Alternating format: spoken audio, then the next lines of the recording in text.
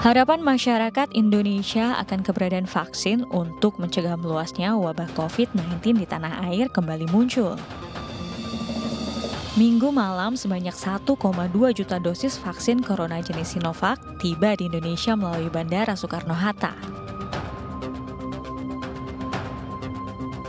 Vaksin diangkut dengan menggunakan pesawat maskapai Garuda Indonesia dan mendarat di Bandara Soekarno-Hatta pukul 21.25 waktu Indonesia Barat. Vaksin Sinovac diangkut dengan menggunakan kontainer khusus bertuliskan Envirotainer. Envirotainer sendiri adalah kontainer khusus dengan pengatur suhu untuk angkutan udara. Vaksin jenis Sinovac merupakan vaksin jadi yang akan langsung dikirimkan ke Bio Farma untuk disimpan. Kedatangan 1,2 juta dosis vaksin Sinovac disambut baik oleh Presiden Joko Widodo. Presiden menambahkan pemerintah tengah mengupayakan 1,8 juta dosis yang akan tiba awal Januari 2021, serta total 45 juta dosis vaksin dalam bentuk bahan baku. Pemerintah sudah menerima 1,2 juta dosis vaksin COVID-19. Vaksin ini buatan Sinovac yang kita uji secara klinis di Bandung sejak Agustus 2020 yang lalu. Kita juga masih mengupayakan 1,8 juta dosis vaksin yang akan tiba di awal Januari 2021. Meski demikian, Presiden mengingatkan, vaksin tidak bisa langsung digunakan, lantaran harus melewati tahapan-tahapan di BPOM untuk menjamin keselamatan dan kesehatan masyarakat. Pertimbangan ilmiah dan hasil uji klinislah yang akan menentukan kapan vaksinasi dimulai. Sebelumnya, Kementerian Kesehatan Republik Indonesia telah menetapkan 6 vaksin COVID-19 yang akan digunakan di Indonesia. Keputusan ini tertuang dalam Keputusan Menteri Kesehatan Nomor 9860 Tahun 2020 tentang penerapan jenis vaksin untuk pelaksanaan vaksinasi coronavirus disease 2019. Dalam surat keputusan tersebut, Kemenkes menetapkan vaksin digunakan di Indonesia diantaranya adalah vaksin yang diproduksi oleh Bio Farma, AstraZeneca, Sinopharm, Moderna, Pfizer, dan juga Sinovac. Lantas, kapankah realisasi vaksin COVID-19 sampai ke masyarakat? Apa hal-hal yang harus dilakukan masyarakat sembari menunggu vaksin ini? Kita akan kupas lengkapnya di Indonesia Bicara. Terima kasih Anda masih bersama kami di Indonesia Bicara. Pemirsa, kedatangan vaksin Sinovac di Indonesia tentu menjadi angin segar begitu bagi warga masyarakat. Namun sejauh apa vaksin Sinovac ini dapat efektivitas dalam menangani pandemi COVID-19 dan sejauh mana penelitian yang telah dilakukan terkait vaksin Sinovac ini? Untuk membahasnya kami telah terhubung dengan Pak Rodman Tarigan selaku juru bicara peneliti vaksin Sinovac. Langsung saja kita sapa. Selamat malam. Ya, selamat malam Mas Agung, apa kabar? Salam sehat. Ya. Baik Pak Rodman, sehat Pak Rodman ya? Masih menggunakan baju hazmat Pak Rodman? Iya. Pak Rodman, langsung saja ini kita tadi mendengar informasi bahwa vaksin Sinovac telah tiba. Namun sebelum kita membahas terkait hal itu, bagaimana sebetulnya hasil uji dari vaksin Sinovac ini sendiri? Sudah sejauh apa? Baik, terima kasih banyak Mas Agung ya.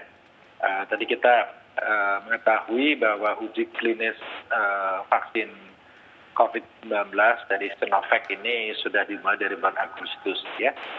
Dari 1.620 subjek tersebut, ada 50% yang mendapatkan vaksin dan 50% yang mendapatkan placebo ya. Itu kita follow up terus ya, follow up-nya ada 3 bulan sampai 6 bulan. Nah, dari situ kita akan melihat beberapa faktor ya. Yang pertama adalah faktor keamanan ya, atau kita sebut sebagai safety profile-nya bagaimana. Kemudian yang kedua adalah kekebalan atau imunogenitasnya. Nah ini imunogenitas ini harus kita lihat. Yang pertama adalah dari kenaikan titer antibodi, untuk vaksin COVID-19 ini, ya. Ada ketentuannya itu ya, Mas Agung ya, harus 4 kali kenaikannya kemudian ada yang kita sebut sebagai seropositif atau serokonversi. Yang bagus itu adalah terjadi seropositif atau serokonversi. Yang tadinya belum ada kekebalan, setelah mendapatkan penyuntikan vaksin, tentunya relawan yang mendapatkan vaksin kan ya, dia akan terjadi perubahan dari tadinya 0 menjadi positif kenaikan titernya. Dan kemudian nanti kita mempunyai atau akan mendapatkan cut off point dari yang kita sebut namanya geometric mean titer, yaitu yang mungkin kalau kita bahasakan adalah titer antibodi yang diperoleh dari vaksin tersebut.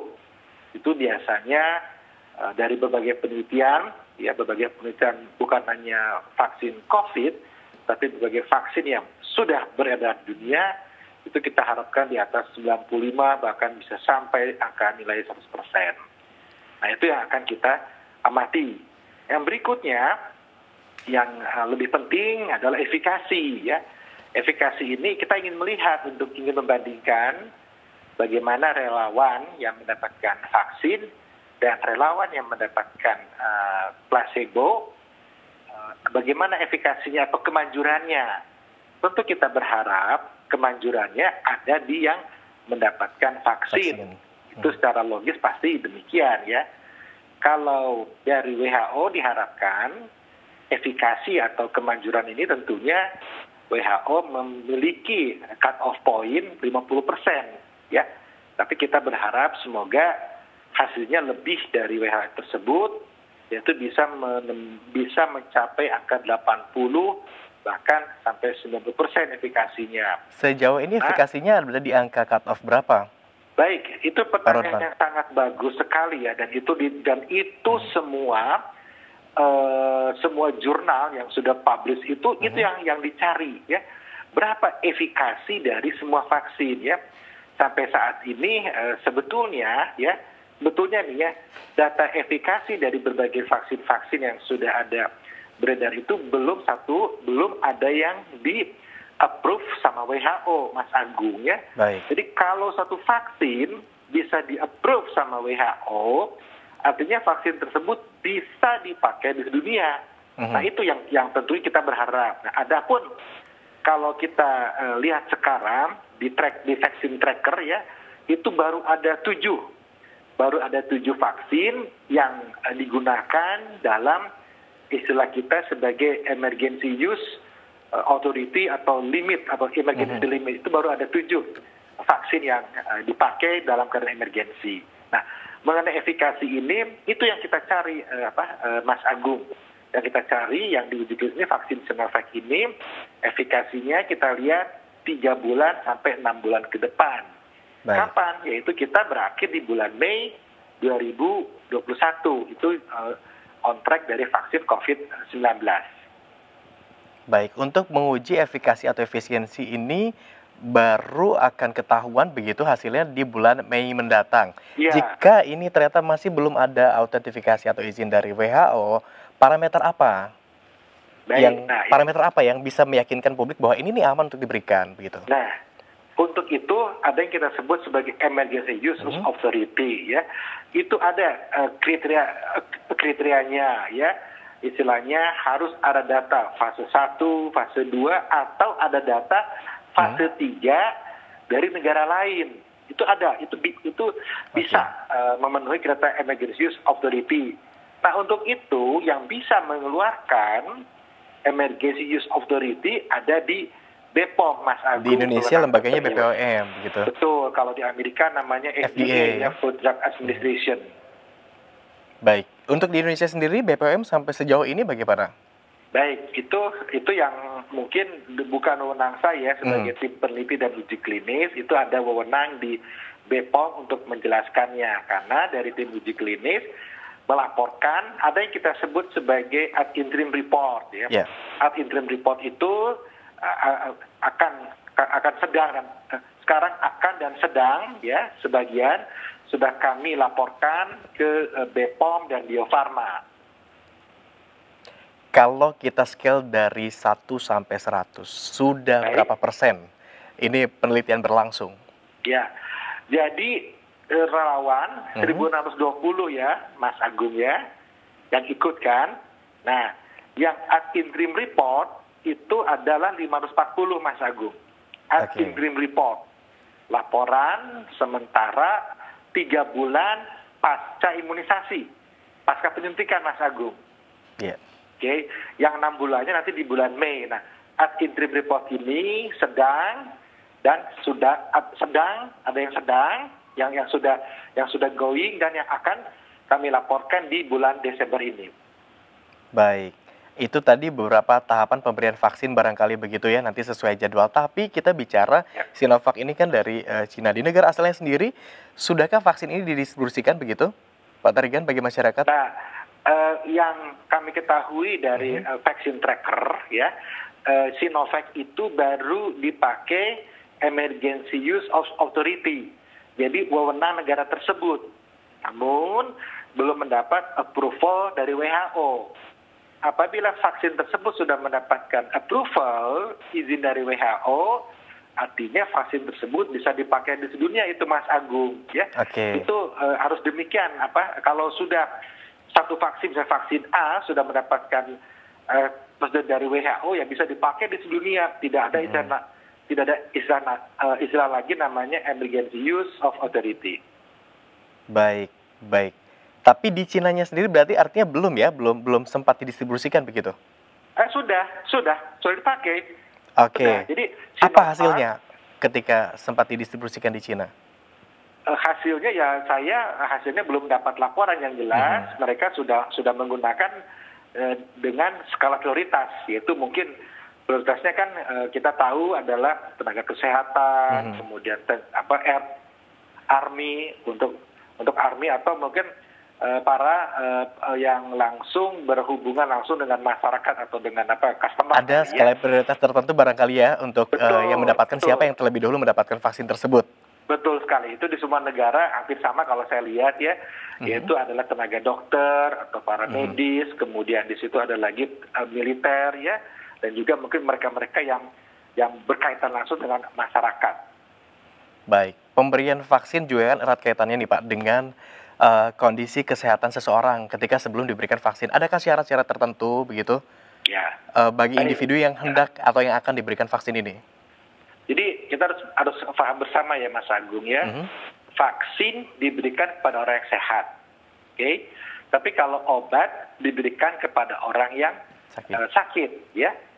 Jadi kalau vaksin diberikan kepada orang yang sehat, apa artinya? Jadi yang datang atau yang akan diimunisasi tentu harus dalam keadaan sehat.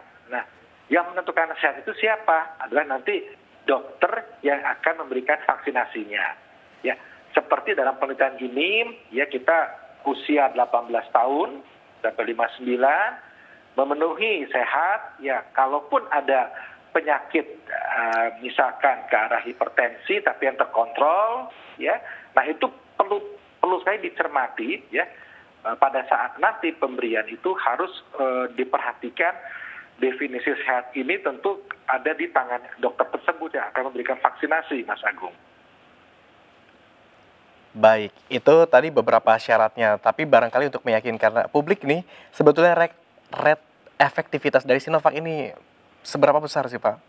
Nah itu efikasinya itu, saya ulangi lagi ya, saya perjelas lagi, efikasinya yang akan kami kaji lebih lanjut itu, gitu ya setelah nanti 5 bulan Mas Agung, yang baru sekarang kami laporkan di bulan Desember 3 bulan Mas Agung, 3 bulan pasca penyuntikan, ya di 6 bulan nanti di bulan Mei itu 6 bulan setelah pasca penyuntikan yang keduanya, itu yang efikasi yang lengkapnya yang kami laporkan nanti. Baik.